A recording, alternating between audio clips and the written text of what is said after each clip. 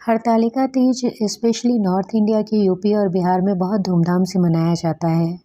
मान्यता है कि इस दिन देवी पार्वती ने भगवान शिव को पति के रूप में प्राप्त करने के लिए विशेष व्रत रखा था। एक तरह से ये व्रत भगवान शिव और देवी पार्वती के प्रेमपूर्ण बंधन को मनाने के लिए मनाया जाता है।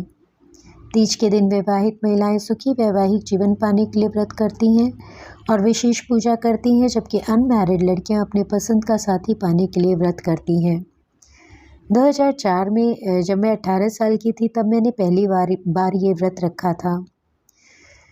मुझे सिर्फ ये देखना था कि 24 घंटे तक बिना कुछ खाए पिए क्या मैं रह सकती हूँ, और मैंने बड़े ही सक्सेसफुली इस चैलेंज को कंप्लीट किया था। मम्मी ने अच्छी तरह समझा दिया था कि एक बार शुरू किया तो हमेशा करना पड़ेगा। मैंने सोचा कोई बात नहीं, कर लेंगे, साल में एक ही दिन की तो बात है। कॉलेज करने के बाद मुझे ये बहुत क्लियर था कि 25 साल की होने के बाद ही मैं शादी करूँगी, क्योंकि 23 की उम्र तक पोस्ट ग्रेजुएशन कंप्लीट करने के बाद मुझे मिनिमम 2 साल का जॉब एक्सपीरियंस भी लेना था शादी से पहले।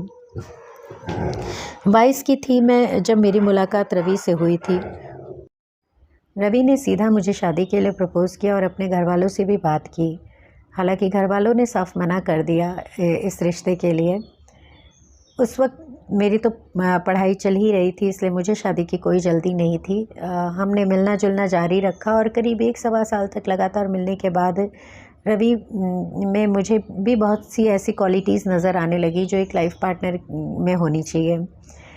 इसीलिए मेरा अब तीज व्रत करने का उद्देश्य बदल चुका था, क्योंकि ये समझ में आने लगा था कि घर वालों की मर्ज़ी तो इस रिश्ते में है नहीं, ना मेरे ना उनके, तो ऊपर वाले की मर्ज़ी का होना बहुत ज़रूरी है। और मैं वो इंसान हूँ जिसकी बचपन से ही भगवान में बड़ी आस्था रही है, तो जहाँ मेरा बस नहीं चलता मैं वहाँ चीज़ों को ऊपर वाले के ऊपर छोड़ देती हूँ। प्रार्थना करती हूँ कि जो मेरे लिए सही हो भगवान वही करना। और यही रीज़न था कि तीज का व्रत मैं पूरी श्रद्धा के साथ करने लगी। बहरहाल 3 साल बाद हमारी शादी हुई, जिसमें घर वालों की मर्ज़ी तो शामिल नहीं थी पूरी तरह, लेकिन भगवान शिव और देवी पार्वती की पूरी कृपा थी हमारे ऊपर। शादी के बाद हमने तमाम उतार चढ़ाव देखे, लेकिन हमारा रिश्ता स्थिर रहा। ये भगवान की कृपा ही थी कि एक एकदम अनजान शख्स मेरी लाइफ में आया और मेरे सामने सीधा शादी का प्रपोज़ल रखा और अपने माँ बाप की मर्ज़ी के ख़िलाफ़ जाकर न सिर्फ मुझसे शादी की बल्कि बहुत अच्छी तरह से उस रिश्ते को निभाया।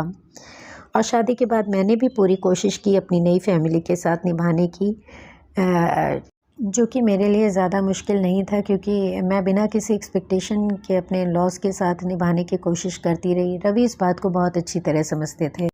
आज 22 साल हो चुके हैं हमारी शादी को।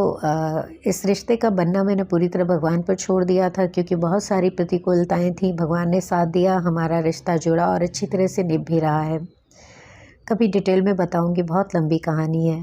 बिल्कुल भी आसान नहीं था उस वक्त ये फ़ैसला करना। बहरहाल खैर वापस आती हूँ तीज पर। तीज की बात करूँ तो आज भी मैं ये दिन पूरी श्रद्धा के साथ मनाती हूँ। फ़िलहाल कोई मनोकामना नहीं है, सिर्फ ग्रैटिट्यूड एक्सप्रेस करने के लिए मैं इस दिन को सेलिब्रेट करती हूँ। मुझे ऐसा लगता है जो हमारे लिए ज़रूरी होता है और जो हम डिज़र्व करते हैं उसका ध्यान भगवान खुद ही रखते हैं। इसलिए हमेशा कुछ ना कुछ मांगते रहने के बजाय हम अपना फ़र्ज़ अच्छी तरह निभाते रहें। भले ही समय लग जाए, पर वो सब मिलता है जो आप डिज़र्व करते हैं।